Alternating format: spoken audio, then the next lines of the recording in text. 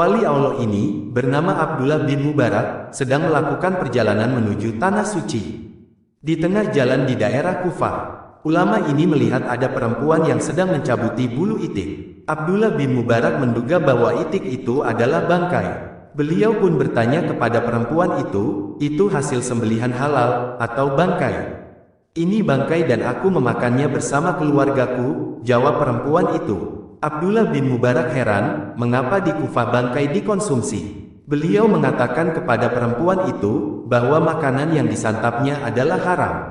Perempuan tersebut justru mengusir sang ulama. Abdullah bin Mubarak pergi, tetapi beliau datang kembali, dengan nasihat yang sama.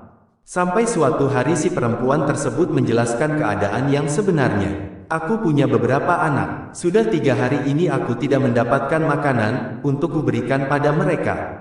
Abdullah tersentak. Beliau pergi, dan kemudian kembali dengan membawa keledai, pakaian, sejumlah makanan dan bekal lainnya. Ambil keledai ini, dan semua barang yang dibawanya. Ku berikan semua untukmu. Tanpa disangka, musim haji sudah berlalu dan Abdullah bin Mubarak masih di Kufah. Itu artinya beliau tidak bisa menunaikan ibadah haji tahun ini. Akhirnya, beliau bermukim sementara di sana sampai para jamaah haji pulang ke negerinya dan beliau ikut bersama rombongan. Ketika beliau sampai di kampung halamannya, Abdullah disambut secara antusias oleh masyarakat. Mereka menyampaikan ucapan selamat untuk ibadah haji yang dilakukannya. Sebenarnya, Abdullah malu karena keadaan tidak seperti yang dipikirkan oleh banyak orang. Aku tidak berhaji tahun ini, ucap Abdullah menjelaskan. Bukankah kami menitipkan bekal kepadamu dan mengambilnya lagi ketika kau di Arafah? Tanya seorang kawannya. Kawan yang lain menimpali, bukankah kau yang memberikan minum kami di suatu tempat di sana? Kau juga membelikan barang buat aku, kata kawan yang satunya lagi.